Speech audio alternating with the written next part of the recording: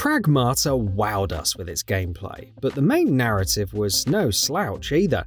It helped that Diana was adorable, even though her nature as an android could give her a creepy vibe from time to time. But that was the point. That contrast between her two sides is precisely what her budding friendship with Hugh was aimed at exploring. Was she a mere machine created to serve a single purpose with no emotions whatsoever?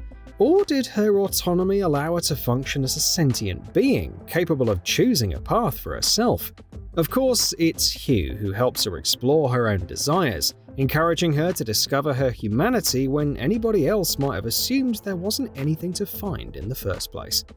And while the bittersweet conclusion to their story might seem absolute if you didn't complete all the unknown signal challenges, you might be under the impression that Diana made it to Earth with the dead filament contained, while Hugh succumbed to his infection.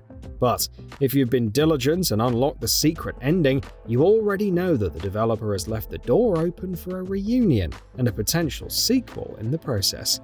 How, you ask? Well, that's why we're here. Let's dive right in. World-weary choices.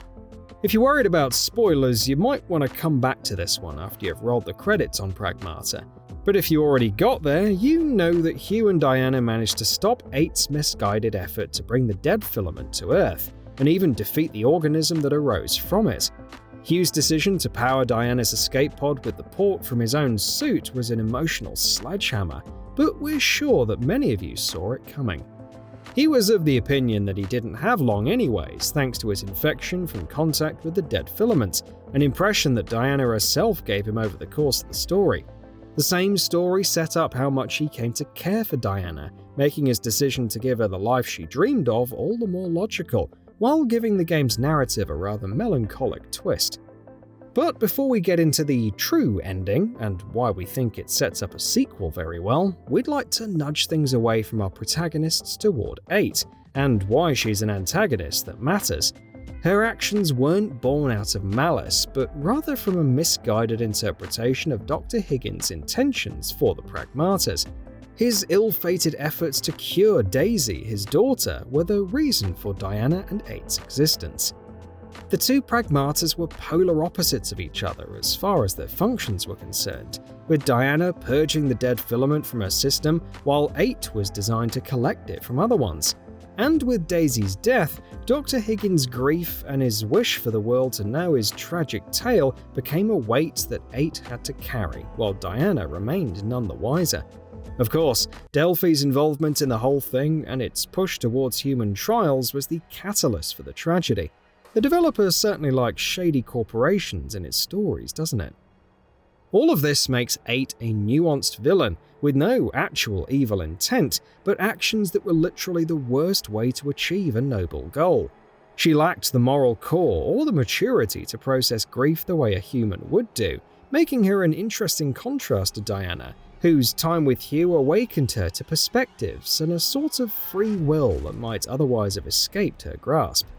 Of course, Hugh's sacrifice is the perfect end to his arc, and his gradual shift from a jaded survivor to a caring companion to Diana was among the major draws of the narrative.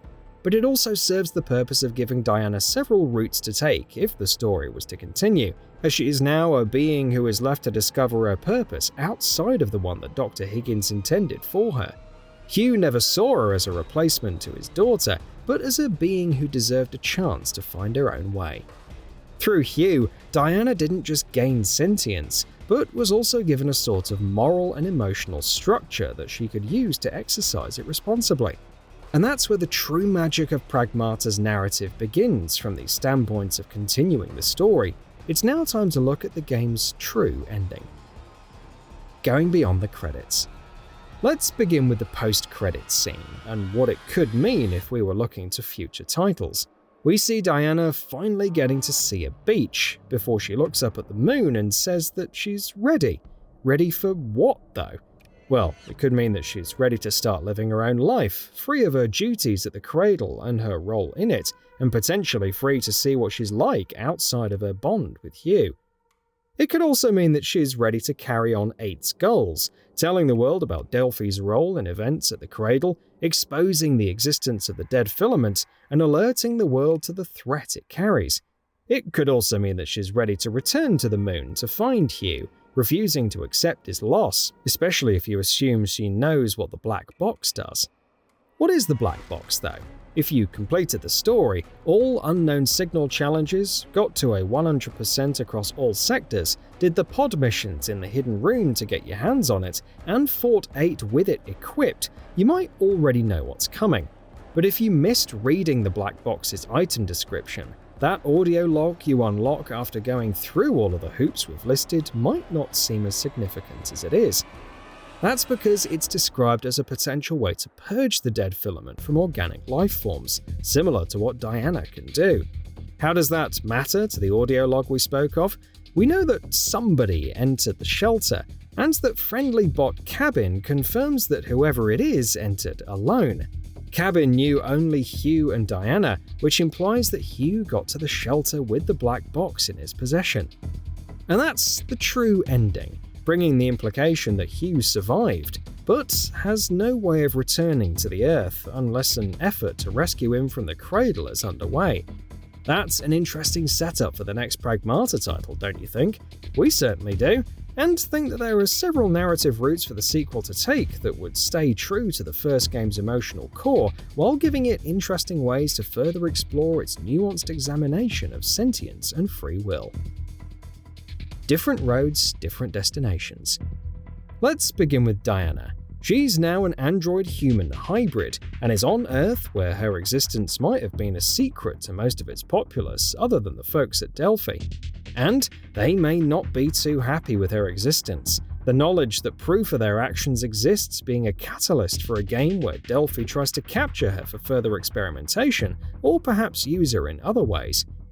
Hugh's survival could become an emotional core that drives her to return to the cradle to bring him back to Earth, which becomes the sequel's new battleground, a stage for an epic confrontation with Delphi, where Diana takes the lead with potentially new powers, making themselves available to her.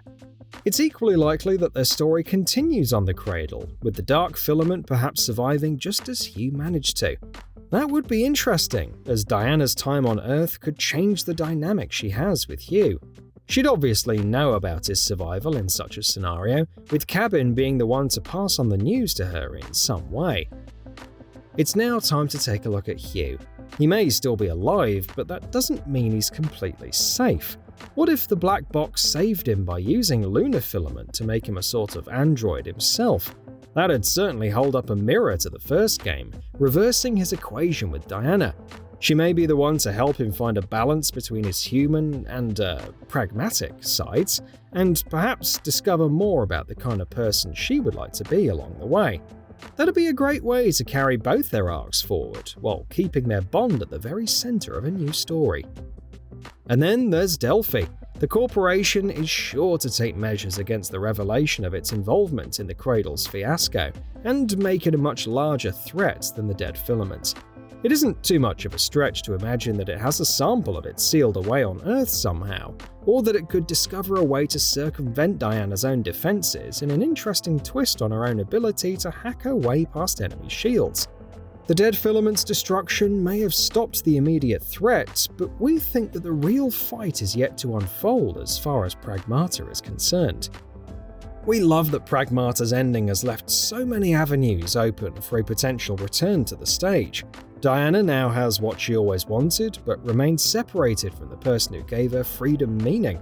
Her search for her identity is far from over, and while Hugh might think that his part in her story is finished, he might still have a role to play in her journey of self-discovery. Whether he does that as a human or as something else is up in the air, and in a very exciting way. Pragmata might have ended with Diana looking out at the sea, but if her journey is to continue, it could very well take her back to the moon, and to the one who made it all possible in the first place. And with the game doing as well as it has, the developer could very well be considering what the next game could bring to the table as we speak. Perhaps that's wishful thinking at this point, but we're mighty eager to tell you that a sequel has been greenlit sometime in the near future. Until then, Hugh and Diana get some well-deserved rest, unless you've chosen to dive back in for another playthrough. So what are your thoughts on this? Go ahead and share them in the comments below. And if you like this video, please subscribe to the channel and enable all notifications by clicking the bell icon to get new video updates. We upload every day and would really appreciate your support. Thanks for watching.